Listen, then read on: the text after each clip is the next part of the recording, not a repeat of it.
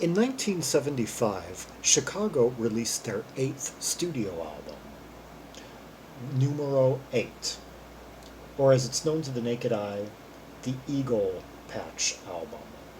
And from that album, the Robert Lamm composition, Never Been in Love Before.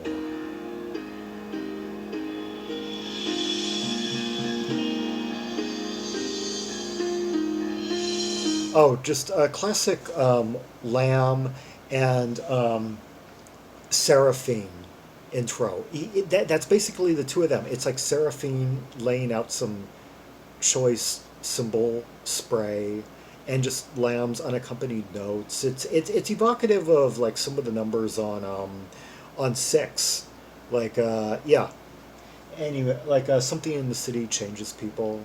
Yeah, he had been having these kind of arrangements for a while. These like loose, kind of airy.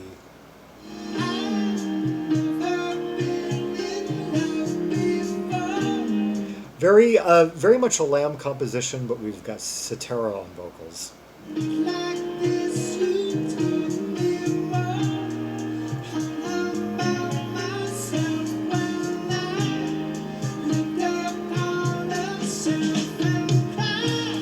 I love the soft, kind of slightly feminine tone that Cetera would. Uh, on the lighter notes, anyway, the lighter words. When he was putting like less emphasis and just more kind of like a slight airiness into the lyrics. Let's see where this is going so far. I've never been in love before. Not like this. You taught me more. How among my how among myself will I lift up on myself and cry because I thought I could not give. My thought would not let me live. These while these lines are pretty simple and direct, the phrasing is uh, it's quite wordsmithed. How my feeling disappeared. You were you were lovely reason I. Okay, I can't entirely vouch for the transcription. This is genius.com. Uh, am alive, you satisfy all my senses, and you give. This is actually written like a poem, like an actual, yeah.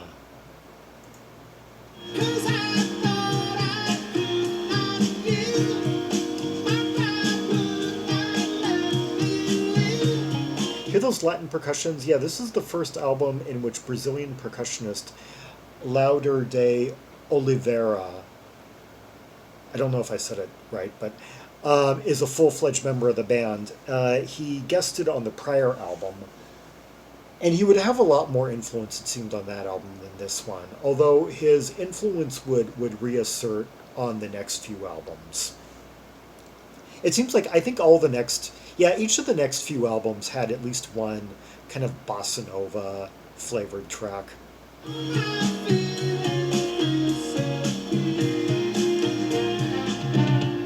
That's why disappear.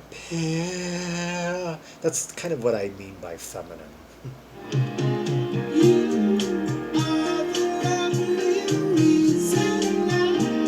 You.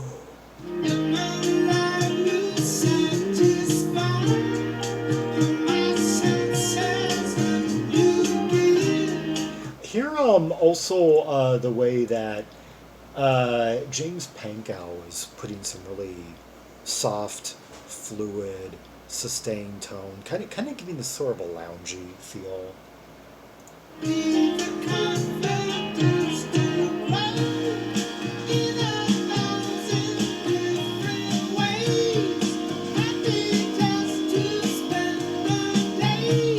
Actually, no, that may have been Loughnane. Yeah.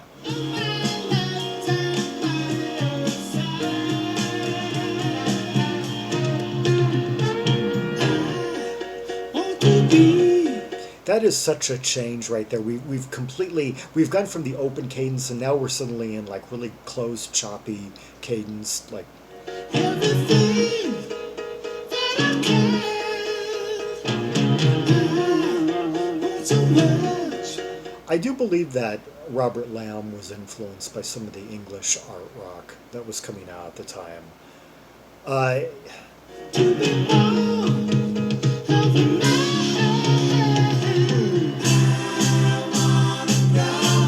didn't that last moment, that choppy bit, sound like something you could have perhaps heard on a Roxy Music album, or on a Brian Prothero album, or heck, maybe a Sparks or a Cockney Rebel album. I do believe that Lamb, at least, was somewhat hip to that music.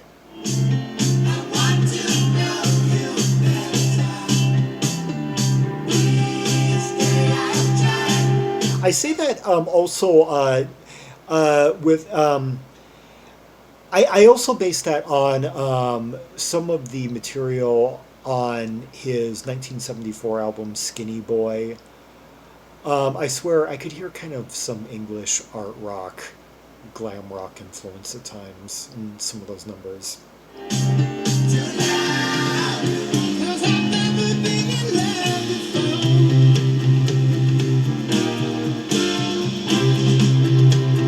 Now we've got some real like kind of jazzy rolls from Danny Seraphine. Danny Seraphine later admitted that he was still trying to incorporate jazzy licks into like even their like pop and ballad numbers from around this time, just kind of after they were moving away from jazz rock. Like the seventh album, the double album, often viewed as kind of the last uh, really the last expression of their jazz rock side.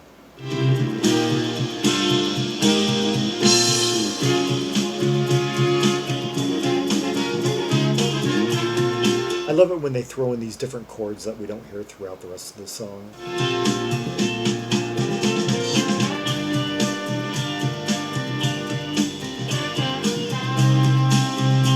I completely forgot that we went into like a G minor, C minor sequence in this.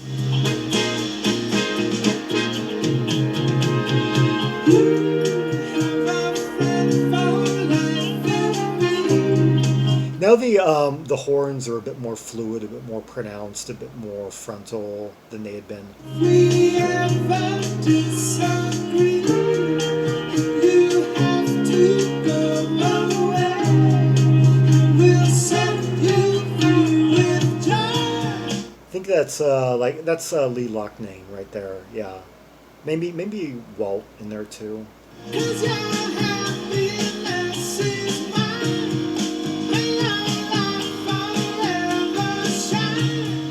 I love how he is singing the same vocal melody, hitting the same notes, and yet the tonic keeps dropping every like other bar.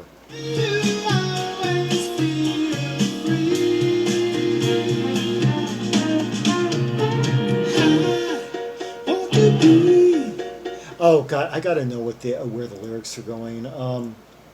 Let's see. I commented before that these lyrics are written like poetry because it's like simple, like love confessional, romantic confessional. Yet it's the way that the lines are. Each line seems to be kind of written in a certain meter. Um, it's like these lyrics could be read as at a poetry reading as well as they can be sung, but even if they don't make the deepest of, say, poetry. Let's see. I'll go right to the chorus. I want to be everything that I can. I want so much. It's really important how the syllables are used. The syllables are kind of chopped up in a way during this chorus to fit within the framework of that like tout piano, that taut piano riff, that da da da da da, closed cadences and all. I want so much to be more of a man. I think he stretches out the man. Everything that I can, I want so much to be more of a man. Yep.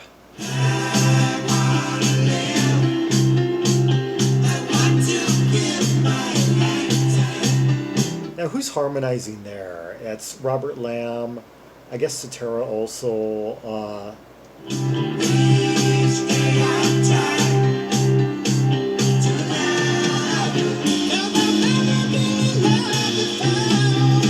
Those harmonies have a certain sound to them that have crept up in a lot, like kind of, like one of them's kind of giving sort of a sassy tone. That's been used in quite a few Chicago songs, like before and after this one.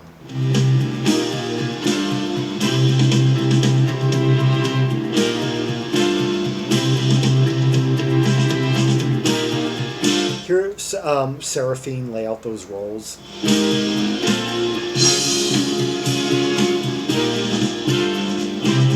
I love the way they threw in that lower chord, like F sharp.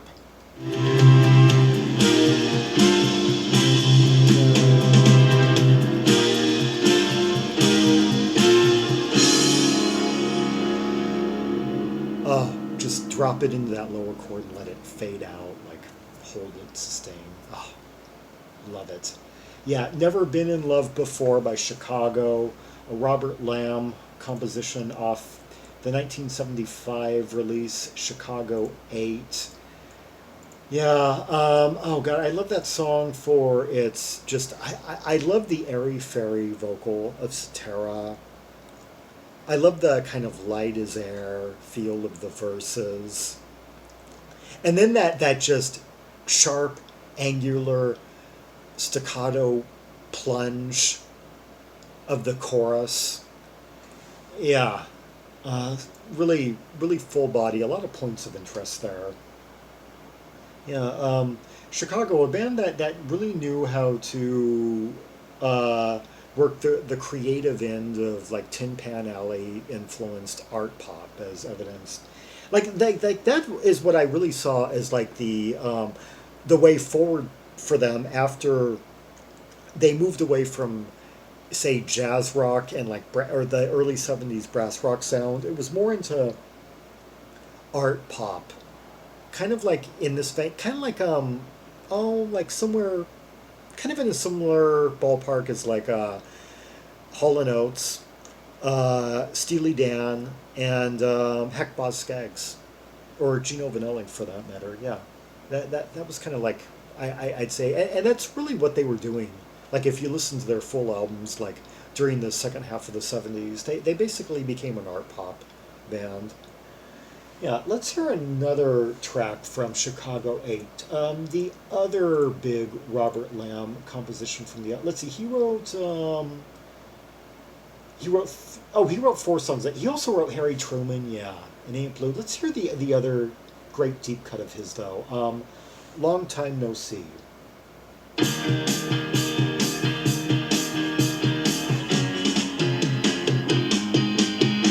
That once again, Danny Seraphine is really stretching out, is really taking kind of a somewhat, you could say, confining structure for a jazz drummer anyway, and just putting in as much licks as possible.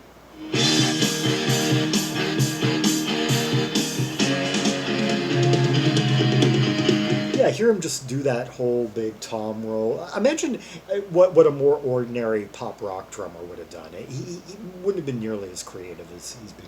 What you been doing? Ain't you got no one? Where you been keeping yourself, my friend? What is the effect they're putting on the vocals right there? It's kind of that remote, kind of trebly. It almost sounds like it's over kind of a radio or something.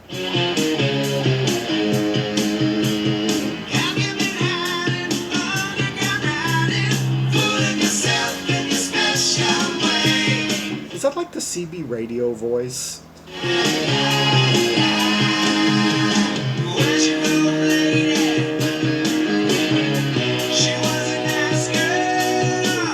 I gotta know what the lyrics to this are about. Already the music has kind of like a real Oh, let's just say a commanding tone to it that is reflected in the vocals. Let's see. What you been doing? Ain't you got no one? Where you been keeping yourself, my friend? Yeah, yeah, yeah. Have you been hiding? Underground writing, underground right. Already, I'm starting to think of like radicals on the Lamb. I'm starting to think about some of the oh those those criminal. I okay. Immediately some things are coming to mind.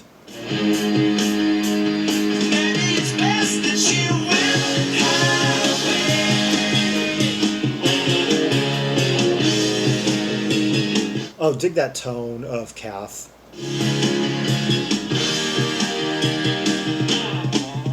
Really thick, fat horns on this too. You have been losing, nothing can change you. Happiness spits in your face always. What did I hear him say? Okay. Let's see. Uh, have you been hiding, underground writing, fooling yourself in your special way? Where's your old lady? She was a nice girl. Um, Maybe it's best that she went away. You will be losing. Nothing can change you. Happiness spits in your face always. Where are you going? What will you see there? You never learn nothing by running away. What you been doing? Ain't you got no one? Where you been keeping yourself, my friend? Loneliness growing, emptiness showing. Finding your peace 2 or 3 times a day. 3 times a day. Find your peace um, huh. Okay, so I guess it's just about a guy who's been left and who's been kind of withdrawn from the public since his lady left him. For a minute, I was thinking this may have been about one of those radicals on the run from the FBI.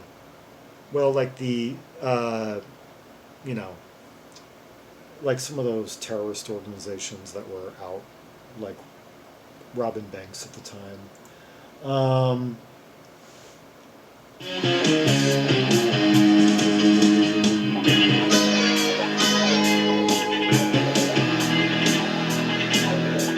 Hear that wah wah?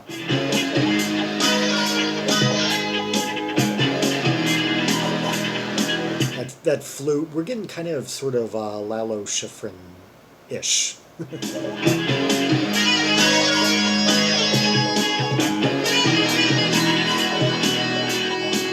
This section right here should have been in like SWAT or one of those cop crime shows of the era.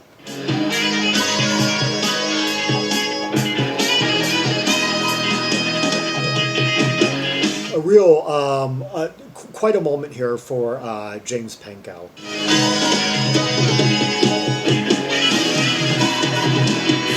And Walt.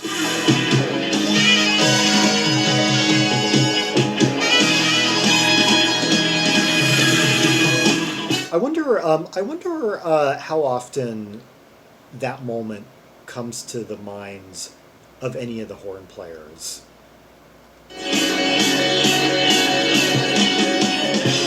I know that they haven't played it in years, but like I'm wondering how often like Loughnane or Pankow or Parazaider think to themselves, God, that break in Long Time No See, we the three of us really nailed it there.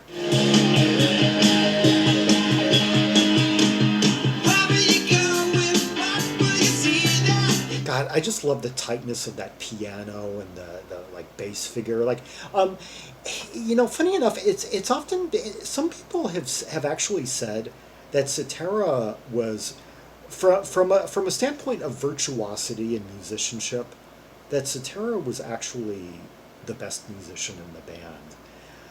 Of course, you don't often really notice it because he usually played in the pocket. So his bass playing is more felt than heard. Except for maybe like on Hanky Panky a post-bop number with a walking bass line, so of course you're going to notice him there.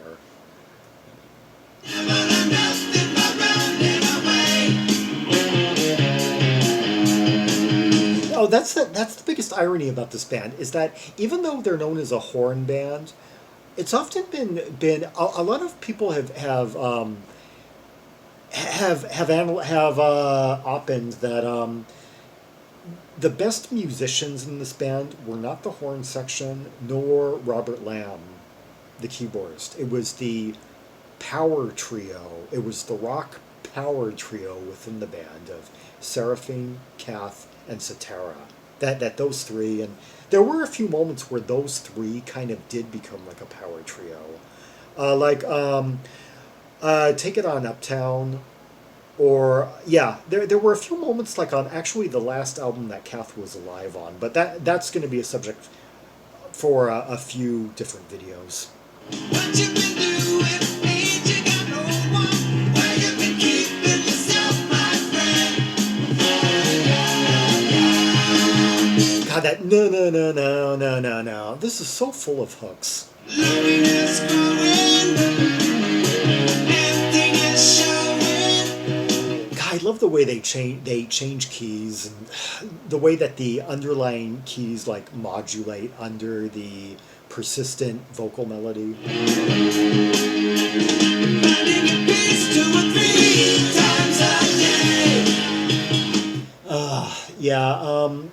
Let's see. Yeah, is there any one that I didn't mention? Let's see.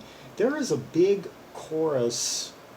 They're on a lot of people credited on anyone else on B3. Oh, Orchestrated Strings by Pat Williams. Yeah, on this track, the track before it, and the track after, and on Old Days, this track, and Oh Thank You Great Spirit.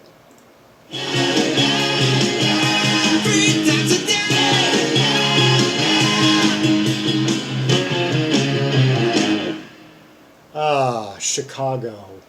Long Time No See.